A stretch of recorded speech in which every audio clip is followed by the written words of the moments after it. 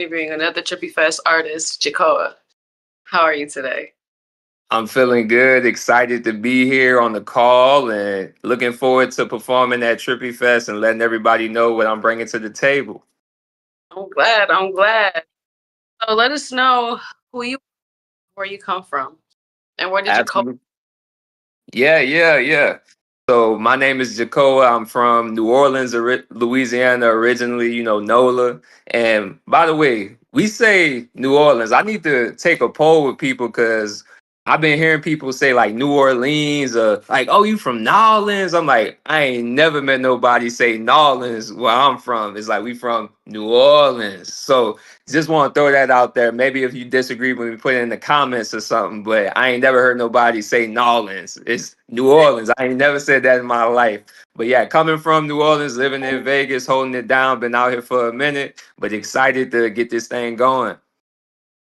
I feel you on that New Orleans state, like with Baltimore. You know, Yeah. Baltimore. So it really is like where people are from and what their accent like and how they but yeah, that's that third one you threw, yes. I ain't heard that one either like that. That's Right. strong accent. Exactly. When they Yeah. come at me with it and they say, you from Nolans, huh? I'm like, you sound country. You don't sound like you know what you talking about. Oh, I see. And what about Jacoa though? Where does Jacoa come from? Yeah, so Jikoa is actually an idea that I got. I wanted to come up with a name that I felt was encompassing what I wanted to do and represent as an artist. So Jikoa is actually an acronym. And what it means, I don't know if I want to let that out yet because I got this song that I'm doing. If you really listen close to it, you're going to be able to piece together what I'm doing. So I wonder if I should make that be like a little Easter egg for the fans or something. It should be on my show. I can't let it out the bag just yet. No, they gotta wait for it. They gotta wait for it. It's okay. Wait, when's it? When's the song coming out? Yeah, so I got some stuff that I'm dropping real soon. I just gotta go in the stew and clean it up. But my hope is that we're gonna get something dropped in October for sure. And I'm thinking about dropping two of them joints at once, if you know what I'm saying. Get it done. And what inspired you to do music? Yeah, so if I'm being honest, it got to go back to the roots. So being from New Orleans, growing up, when I was coming up, Lil Wayne was the hottest thing in the game, to say the least. So he had the rap game on lock in the early 2000s. Dropped the Carter 2, Carter 3 went crazy. I'm in middle school when all this is going down. And honestly, I just always was somebody when it was time to rap. I just was able to go. We freestyle, we be beatboxing at the lunch table, and folks is going, and I'm in there, I'm busting rhymes. It's fluid, it's easy. So it kind of just came naturally for me, I would say. And my whole life, I've been a performer. Apparently, they got a picture of me doing some kind of play in kindergarten, and I'm like, got the mic in my hand and doing everything. So I always been on camera, always been in front of people, and never been shy. So it kind of fits, and this is where we at now. It's like you always knew since you were little. Here you are now. I love that. I'm so happy. Yeah. I mean, I ain't know. I guess they knew before I knew, but hey, we here. It all fell together, right? Yeah. Have your music influences changed from when you first started to where you're at now? Yeah, for sure. 100%. I think that when I was first coming up, really whatever was hot, that's what I was listening to. So being from New Orleans, I mean, Lil Wayne was on the radio all the time. I think from Lil Wayne, you really get to hear the wordplay, the ability with the lyrics, saying crazy things. I remember when we were, and I was a freshman in high school, and somebody was like, asked this person who we know didn't know, they didn't know what was up. He was like, hey, what do you what do you think real G's moving silence like lasagna means? And they was like, I don't understand. It's like, exactly. So it was just, I think Lil Wayne really listening to him taught me, okay, there's a lyrical element to this. You gotta have punchlines, you gotta have bars.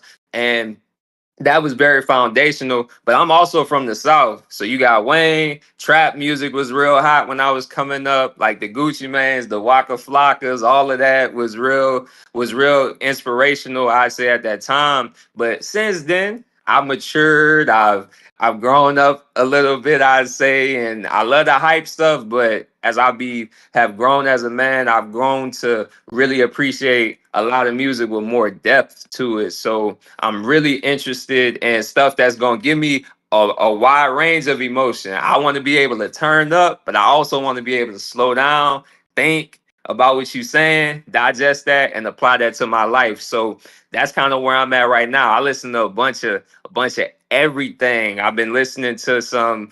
I like Cole. I love J. Cole. Listen to him. Been listening to some Lecrae, and then I got this Afro beats dude I'm listening to named Sunday, and I'm like, bro, this go hard. So hey, I'll be all over the place with it nowadays. So with the music that you're into and the music that you do you feel like you can go for all sort of genres? Or are you just sticking to one? Do you want to grow in the type of music that you're at? Yeah, 100%. I think that with the way everything is now, we got the internet at our disposal. You don't have to just stay in one lane. And you see a lot of artists doing that. So if you might be someone who is very focused on rap and very focused on R&B, but you kind of want to be versatile and able to do a little bit of everything anyway, so that you can have something for maybe that fan who's out there. And if you as the artist really enjoy the music and it's something you can rock with it, then it's okay to go a little bit outside of your comfort zone to make a song that people are gonna really rock with. So for me, I'm down for all of the genres as long as it's hard. Now, if I don't like it, I ain't doing it. It's as simple as that.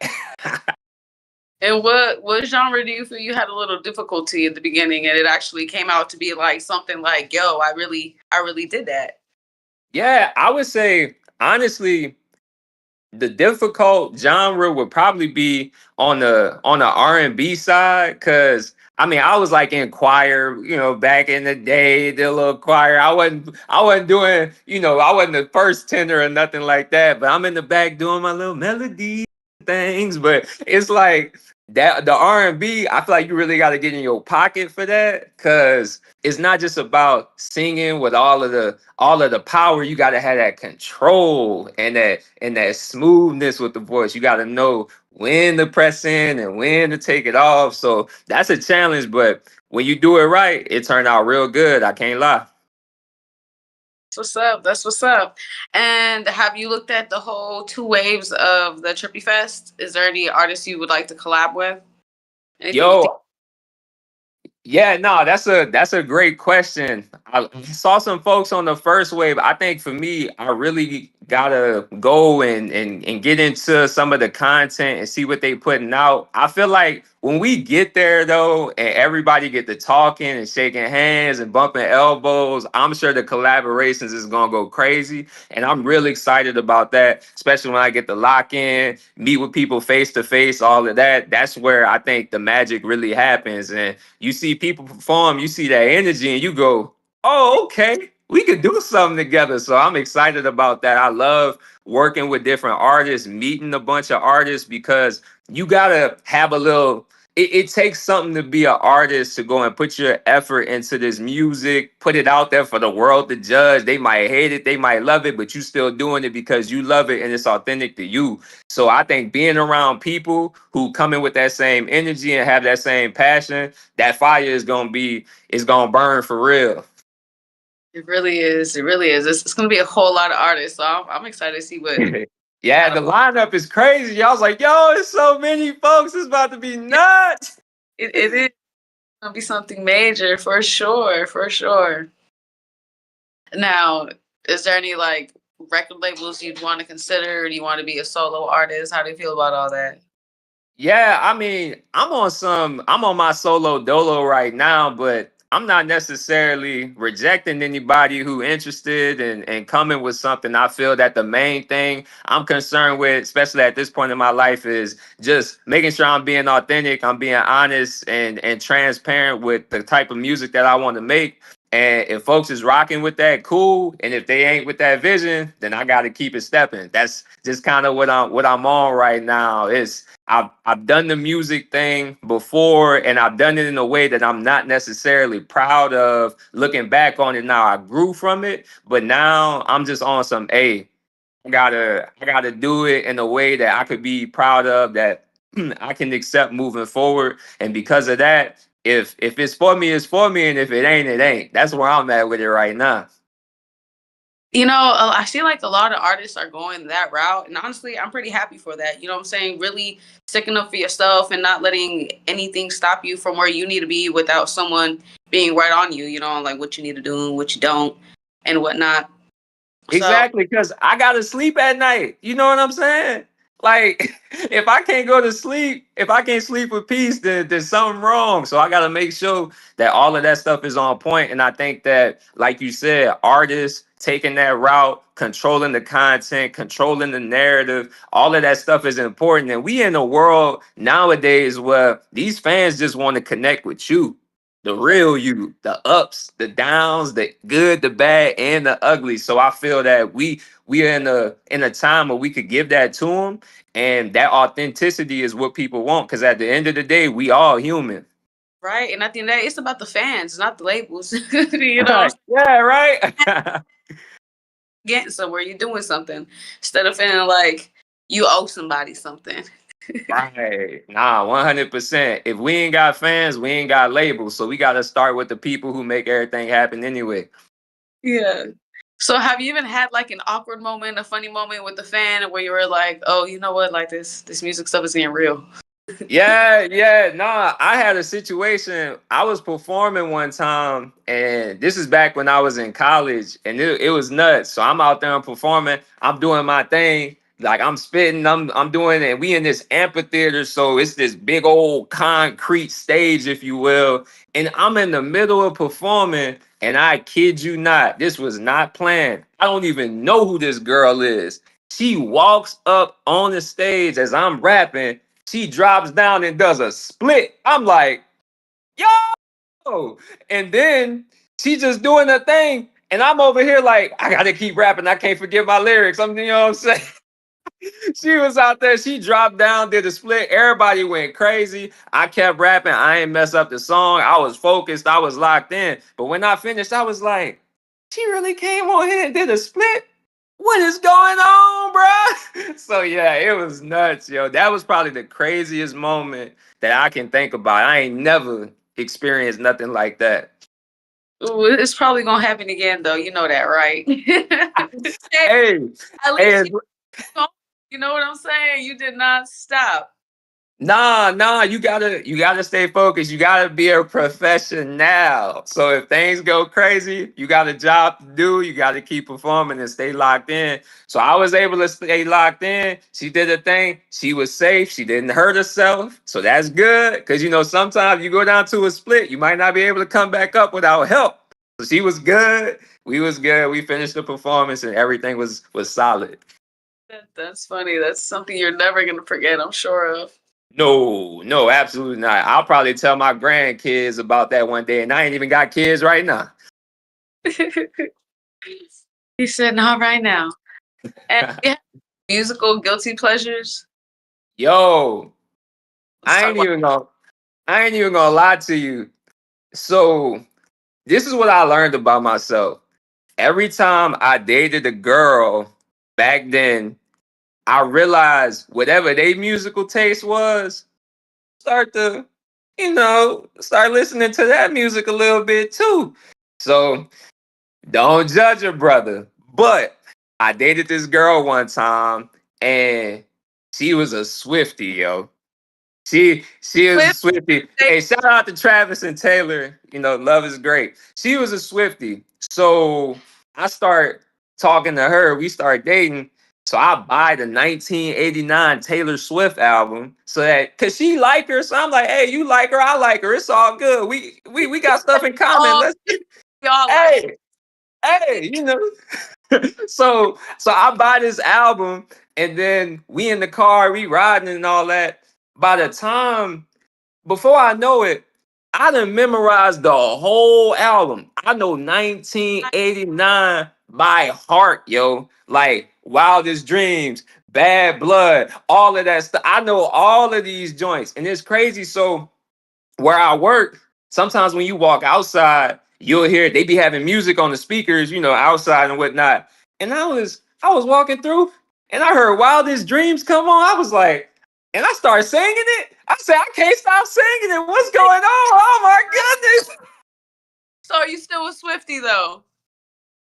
Hey, If the song go I on, ain't I are you still on? I ain't listened to the last album, so I would say I'm a 1989 person just because I know it. But don't ask me about no other album. I might have heard the most popular song, but I don't know the lyrics. I don't know the lyrics. But from that album, you do. I'm saying, let's say you step into a store and the song starts to play, are you singing along? I would bet money, yes. So you're a part-time Swifty now. I'm a one album Swifty. How about that? That is funny. That I is heard funny. she just dropped something new, or she coming out with something new. I'm like, yeah, I mean, my my wife ain't a Swiftie, so that's probably why I ain't, Get out. yeah, what I'm saying. She be putting me on some other stuff. We be listening to that. I love it. I love it. So is there anything else you want to say out to the fans? Yeah, 100%. Yo, if you watching this, you need to get ready for Trippy Fest. It's a ton of artists coming through, artists like myself coming through. All I want you to know is that when I'm coming, I'm bringing that energy, you getting that authenticity, you getting that real. And I just want you to know that that's what I'm here to bring. My whole motto is be honest and be unashamed. So you're going to get what I'm coming, you're gonna get what I'm bringing, and I hope you feel it. But hey, if you don't, just know you're gonna get some real. That's all I'm saying. And because of that, I'm sure you're gonna feel it. I'm confident you all. Just tune in. You're gonna see what it is. We really coming with it. Jikoa out here, man. Let's go. And then for your new fans, you want to let them know how to get a hold of you, how to find you, how to get to your music. Absolutely, absolutely. So follow me on IG at It's Jikoa. That's ITSJIKOA. I got some new music coming. We about to be dropping real soon. I know the IG looking dry, but don't worry about that. It's about to rain, so get ready. We coming with it. We coming with it. Well, thank you so much for being here on Exclusive Smoke, and I look forward to seeing you at the Trippy Fest and turning it up. And it's a wrap.